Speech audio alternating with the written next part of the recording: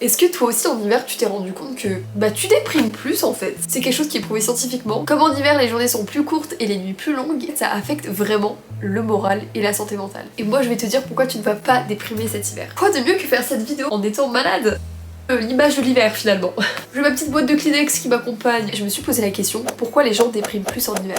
Et en fait, il y a une étude d'une université en Californie qui montre que le manque de lumière naturelle fait baisser notre sérotonine. En gros, c'est l'hormone qui régule nos humeurs. Si ton niveau de sérotonine dans ton cerveau est bas, ça te provoque de l'anxiété, de la dépression et des troubles du sommeil. Et en fait, surtout le manque de lumière naturelle, ça dérègle les rythmes circadiens du corps. En gros, un rythme circadien, c'est un peu ton horloge interne. C'est vraiment un rythme continuel. Et on sait que quand t'as des perturbations dans ton rythme interne, ça a aussi des impacts sur ta santé mentale. J'ai ma voix qui déraille, c'est plus possible. Pour essayer de lutter un peu contre ce manque de sérotonine, dans votre alimentation, vous pouvez rajouter des éléments riches en tryptophane parce qu'en fait c'est un acide aminé qui est transformé en sérotonine dans le cerveau. Donc dedans vous retrouvez la viande, le volaille, les œufs, le chocolat, flûte pour ma sérotonine. Que pour ma sérotonine. Des amandes, noix de cajou. Ok, maintenant on passe à mes conseils. Premièrement, tu sors.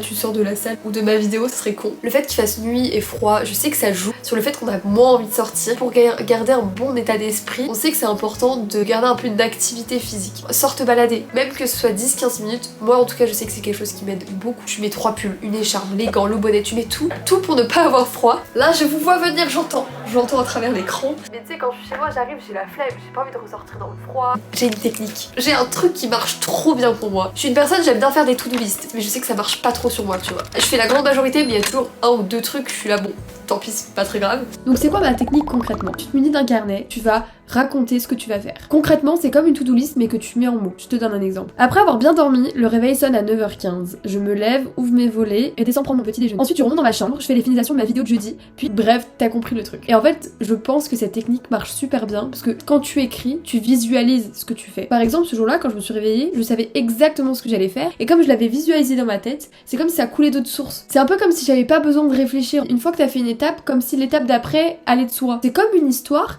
et du coup, comme il y a le début, t'as envie de continuer pour aller jusqu'à la fin, tu vois. Et moi je sais que ça m'aide beaucoup dans les périodes où je suis stressée, angoissée, je me sens pas motivée. En fait ça me donne une ligne conductrice, c'est-à-dire que quand je rentre chez moi je sais exactement ce que je dois faire. Et c'est hyper motivant. Une fois que t'as fait un truc, je pense que ça provoque un peu une sensation de récompense dans le cerveau. Alors je suis d'accord, c'est quelque chose que tu peux totalement faire dans ta tête, mais en fait le fait de le mettre en mots, de l'écrire, c'est concret. Donc après cette vidéo, un jour où ça va pas trop, tu te dis exactement tout ce que tu vas faire et tu marques tout, même les trucs nuls. Voilà, une fois j'ai marqué. Je vais rentrer et poser mon sac, ensuite je vais... Poser ton sac, pour toi ça te paraît logique, mais c'est important aussi d'intégrer des activités un peu plus fun, en mode regarder des vidéos YouTube, en mode regarder mes vidéos YouTube.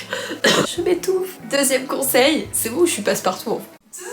Propose à des gens de faire des choses. Pendant l'hiver, du coup, t'as moins envie de faire des choses à l'extérieur et du coup, ça limite pas mal les opportunités de voir les gens. Propose de voir des gens à l'intérieur. Si t'as les moyens et l'occasion, invite-les chez toi, à jouer à des jeux de société, à regarder un film, à faire des sablés de Noël, boire un chocolat chaud et un thé. Tout le monde est là, ouais, j'ai juste envie d'être chez moi, au chaud. Et ça nous vient pas forcément en tête d'être avec d'autres gens. Des fois, peut-être on en a même pas envie. L'interaction sociale, ça joue vraiment sur notre état d'esprit. C'est pour ça qu'en hiver, il faut accentuer ça. Peut-être qu'en été, tu pars en vacances, donc tu rencontres de nouvelles personnes, tu fais des soirées, tu sors avec des amis. Je sais que ça peut être compliqué quand on est un peu dans cette déprime hivernale où on pense un peu plus à nos problèmes. Il faut sortir un peu de sa zone de confort. Et si c'est compliqué pour vous, imposez-vous-le. Vous dites dans une semaine, j'invite une fois des amis à la maison, je vais une fois boire un chocolat chaud avec quelqu'un. On va trouver le temps de voir des gens. C'est pas un truc futile ou mince, je travaille pas, je suis pas productif. Non, c'est prendre soin de sa santé mentale et de son bien-être. Donc c'est important. Et troisième conseil, qui dit hiver dit fête, dit Noël. Donc pas pour tout le monde, je sais. Du coup, désolée, je parle de ce que je connais. Les fêtes et Noël, ça peut être des sources de stress pour plusieurs raisons. Pour ceux qui ont un peu des problèmes financiers, c'est vrai que se faire des cadeaux, etc.,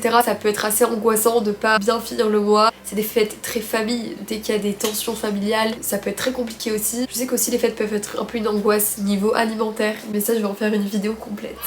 Est-ce que ça vaut une vidéo? Les repas de Noël et tout qui font toujours un peu peur, le truc de ouais, on prend du pot en hiver et tout. Je vais faire une vidéo parce qu'il y a nécessité. Les dernières années, c'est vrai que Noël c'était pas une fête que j'aimais trop. En fait, à chaque fois j'étais déçue. Mes parents ont divorcé quand j'avais 10 ans. Bon, je vous renvoie à cette vidéo du coup. Tout a un lien, c'est fou. Ouais, mes Noëls de quand j'étais enfant, je m'en souviens. Voilà quoi, j'ai pas des souvenirs super clairs. J'ai quand même des bons souvenirs, mais voilà. Les derniers souvenirs que j'ai de Noël, en fait, c'est de faire 2 Noëls séparés. Pas forcément le jour de Noël. Même en fait, quand j'étais petite, je fêtais pas du tout Noël avec tous mes cousins, toute ma famille. Pour moi, c'était mes parents et mon frère. Et je pense que c'est quelque chose que j'ai beaucoup regretté.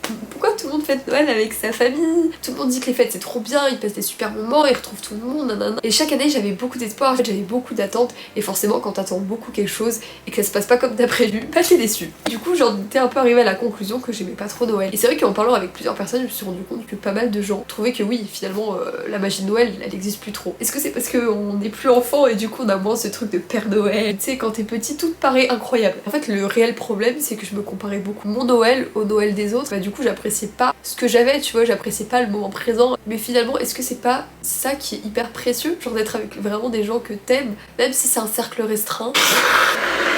C'est vrai que ce dernier point c'est pas vraiment un conseil, c'est plus de dire festoyez comme vous avez envie de festoyer. Si vous êtes que deux à le fêter, bah c'est super. Donc voilà, si Noël c'est pas une fête que vous aimez particulièrement, c'est ok, c'est pas grave. Ok, donc petit récap. 1.